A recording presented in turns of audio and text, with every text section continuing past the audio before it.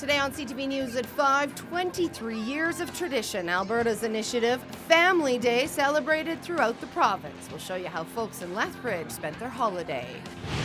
And bad timing. A stray bullet drops in on a Lethbridge man just as the gun range meets with council. Plus, not adding up. Supporters stand by Oscar Pistorius in the wake of mounting evidence against him.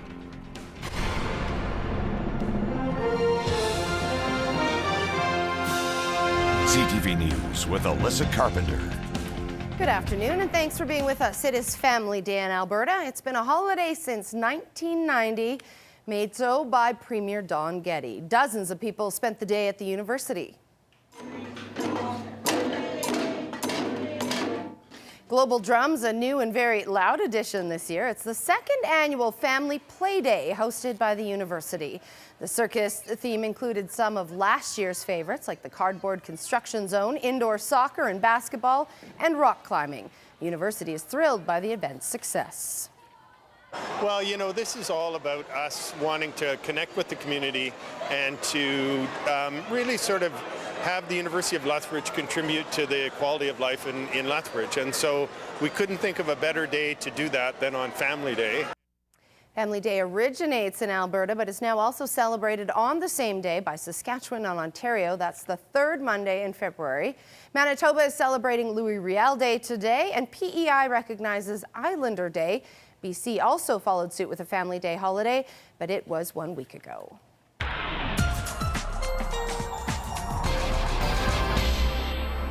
And Dory standing by in the Weather Center. And Dory, a bit of a chilly Family Day out there. Yeah, temperatures, we got spoiled last week with those way above average temperatures. So Elissa, today, right around where we should be for this time of year, but a little cloudy this morning and yeah, a little chilly, but I'll have more details coming up. We're warming up towards the end of the week.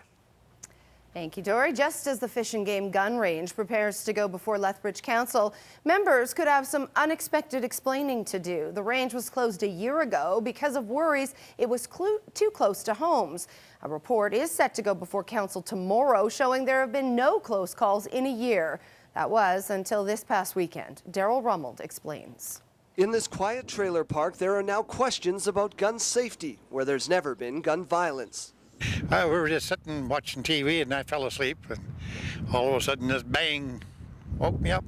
Rudy Nordine thought perhaps a picture frame fell from his wall, but it was what fell from his ceiling that concerns him now. A stray bullet tore through his roof, ending up less than a foot from his kitchen table. I don't know, it was just an ordinary bullet, but I started looking through the walls. I figured it would come through the wall. I didn't know it would come through the ceiling. If it's bad news for Rudy Nordine, it's even worse news for the Fish and Game shooting range a short distance away, whose members have taken shots from City Council for months over the safety of homes in the area. We're looking at that as well. That is within the scope of the investigation. While police are continuing to investigate, they say it's still too early to tell its origin, but they are concerned nonetheless. It's always very concerning when a bullet is fired and strikes a residence, where it be come from a gun range or from a vehicle or from another residence within the city. We're doing our best efforts to identify where this came from and to deal with the matter. A year ago, the range was closed over those concerns and suggestions by police that homes in the surrounding area were in danger by stray bullets and ricochets. But range officials say a number of changes have been implemented and steps taken to raise awareness aimed at curbing illegal or dangerous shooting outside the range.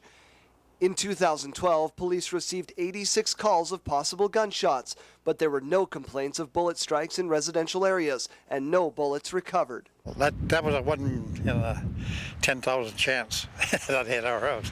But it's that one time that concerns police the most. For now, they're just happy Nordine is around to be able to tell the story of a time a bullet dropped by unexpectedly for lunch. Daryl Rummeld, CTV News, Lethbridge. Discussions continue over relocating the gun range farther from residential areas. Council will be updated on the progress of those discussions in March. The investigation into the origin of this stray bullet continues. A local author nominated for an international award is hoping to inspire a love of writing in young people. To all those I have loved before, my heroes. Oh, you know who you are? Mary Helen Ferris is nominated for a Shorty Award for her online blog. The 70-year-old is up against a number of award-winning authors, including J.K. Rowling. Ferris donates all of the money she makes from the sale of her poems to a charity called Sewing for Kids, which provides clothing to underprivileged children. She says the award is a huge honor, and she hopes it inspires the next generation. It's for the kids.